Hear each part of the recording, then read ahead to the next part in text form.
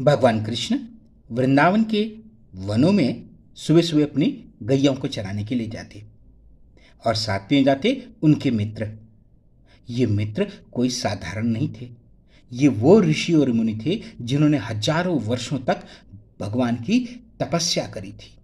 तपस्या करी थी भगवान की सेवा पाने के लिए, तपस्या करी थी भगवान के दर्शन पाने के लिए और तपस्या करी थी भगवान के नित्य सानिध्य पाने के लिए।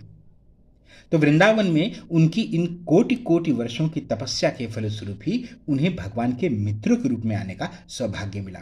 श्रीदामा, सुबला, मधुमंगल, ये जो मित्र थे ये कोई साधारण नहीं थे। भगवान की लीलाओं में जो लोग आते हैं वो कोई साधारण नहीं होते। अरे मनुष्यों की तो क्या कहें, जो पशु और पक्षी भी होते हैं वे भी कोटि कोटि जन्मों के पुण्यात्मा होते हैं। एक बार उद्धव जी ने भगवान से कहा कि हे कृष्ण, अब आप अपनी लीला संवरण करके वापस गोलोक धाम जा रहे हैं। मैं आपका मित्र हूं, कृपया मुझे एक वरदान देते जाएं। कृष्ण ने पूछा, मांगो, क्या वरदान चाहते हो? बोला, मुझे वृंदावन में एक घास का तिनका बना दीजिए। भगवान कृष्ण ने कहा, क्षमा करो मित्र, यह मेरे अधिकार क्षेत्र के बाहर की चीज है। वृंदावन में तो राधे रानी का ही राज चलता है, इसके लिए तुम्हें राधे रानी से जाकर के और प्रार्थना करनी होगी।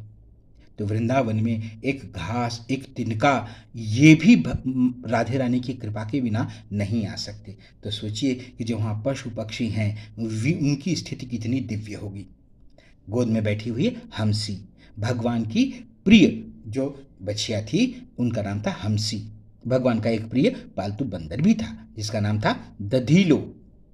और बहुत सारी इनकी गायें थी जो सुरभि गायों की श्रेणी में आती। भगवान को उनको चराने के लिए उनके पीछे पीछे नहीं भागना पड़ता। वे अपने मन से जाकर के जंगल में चरती और जब भगवान को उन्हें बुलाना होता तो भगवान अपनी बांसुरी पर एक मधुर सी तान छेड़ते और सारी गैया रंभाते हुए ऐसे भाग कर आती जैसे वे अपने बछड़ों की ओर आती हैं। और सारे मित्र आनंद करते, खेलते, कूदते, नाचते और घूमते पूरे वन में, वृंदावन में। और घर से लाए हुए अपने जो उनका ब्यालू था, घर से लाए हुए जो उनका दोपहर का भोजन था, उसे एक वृक्ष के नीचे बैठ करके और सब आपस में एक दूसरे के साथ बांट कर खाते। सब भगवान को खिलाने के लिए उत्सुक रहते और भगवान भी उन्हें निराश नहीं करते। प्रत्येक के जो भोजन था उसमें से थोड़ा थोड़ा अंश चखकर उसे महाप्रसाद बनाते। बोलिए, भगवान कृष्ण की जय, वृंदावन बिहारी की जय।